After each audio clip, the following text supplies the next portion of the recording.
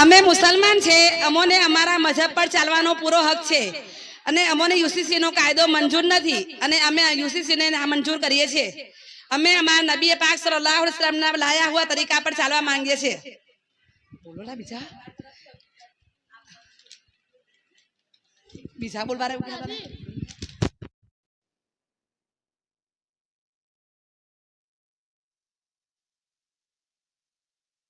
સરકારે અમારા પાસે યુસીસી નો અભિપ્રાય માંગ્યો હતો, એ અમને